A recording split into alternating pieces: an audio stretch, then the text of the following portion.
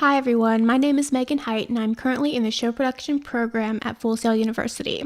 This is an interview that I had with my friend Gabrielle Tokach.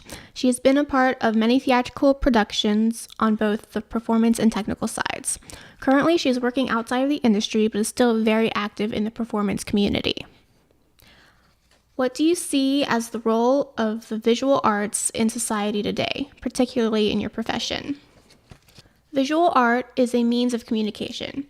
Whatever the situation, the artist is communicating something with the audience. It can be an idea, an emotion, or a product, but communication is taking place. As a performer, when I hear visual art, I think of scenic artists, of those who work on painting the set. The location of a show gives the audience so much information before anything even happens. For example, let's say there's a show that takes place during the Civil War in the South. So we have a set of a large plantation, but the condition of the set is so important. If the wallpaper is torn or cracks are on the walls, says one thing about the people who live there, how long that house has been standing, and what it has been through. But if the house is in perfect condition with neat and tidy family portraits on the walls, that tells another story before the show even starts. As a person, when I hear visual art, I first think of painting, then sculpting, the more traditional arts. Then I think of photographs, graphic design, and more modern art forms that have come from advances in technology. It took me a little longer to think of cultural items, pottery, jewelry, clothing. Handmade items are art.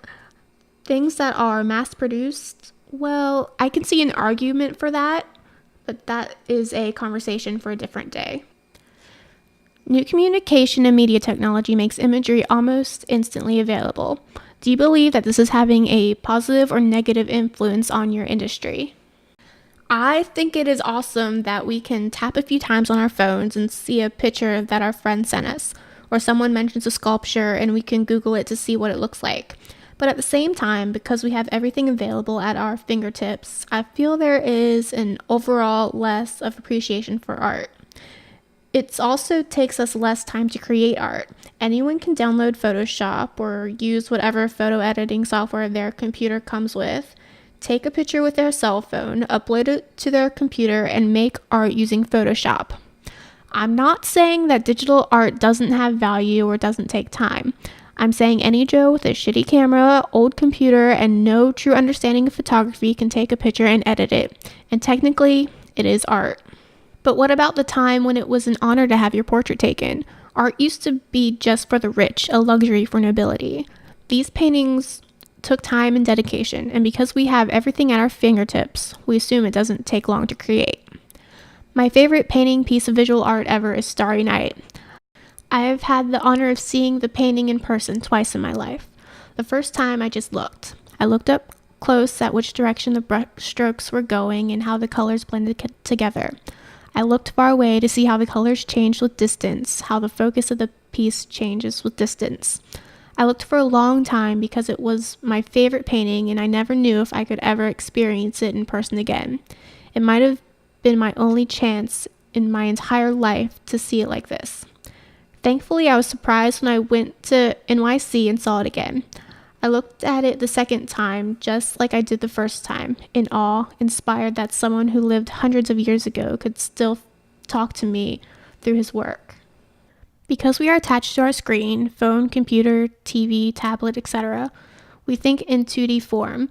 We can see a sculpture online, but we won't appreciate it fully until we are able to walk around the sculpture 360 degrees. I just looked at Starry Night on the computer screen. After seeing the lumps of paint and the individual brush strokes on the real thing, looking at it on a computer doesn't give me the same feeling it once did. What popular images do you see that are frequently repeated throughout your industry? As a retail salesperson and as a human being, I'm getting a little bored with the images I see through retail. I just want to scream, "We get it!" sometimes. I get sick of seeing a super skinny girl touching some ripped hot guy to sell me like fruit roll-ups or something. I don't understand why the public doesn't understand that these images, the same type of images, are everywhere. Or a super smart looking person who's reading a book sells glasses because people want to feel smart when they're wearing the glasses. Who is one of your favorite visual artists, and or what is your favorite style of visual art? I don't really know much about visual art, so I don't think I can pick a particular artist. But I can say that I really enjoy a few types of art. One, art that is inspired from something else, like paintings inspired from a song or a sculpture inspired by a photograph. I love finding how the artists connect the two ideas and the themes they thought were important enough to represent. Two, I love color. Bright, colorful images of trees or city streets, something funky and a little abstract.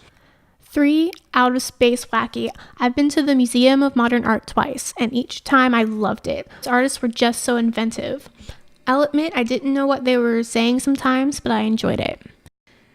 Has your knowledge of famous artworks influenced your creative process? How? Famous art, I'm not sure about, but when I direct a show or if I need character inspiration when I'm acting, I always look for images. For example, I directed a one-act that was based off of Alice in Wonderland. So I looked up Alice in Wonderland, old mirrors, blue dresses, and other key phrases, and found the type of feeling I wanted to create with the show. I brought my images to my actors and showed them to them. I then asked my actors to bring me images of their own. We were all able to agree on a style for the show. Even though we couldn't afford elaborate costumes or an ornate bed frame, we all knew the world we were in and how that influenced the characters. And that's the end of our interview. I want to thank Gabrielle Tokach for doing this for me and everyone out there who sat and listened to this entire thing. Thank you.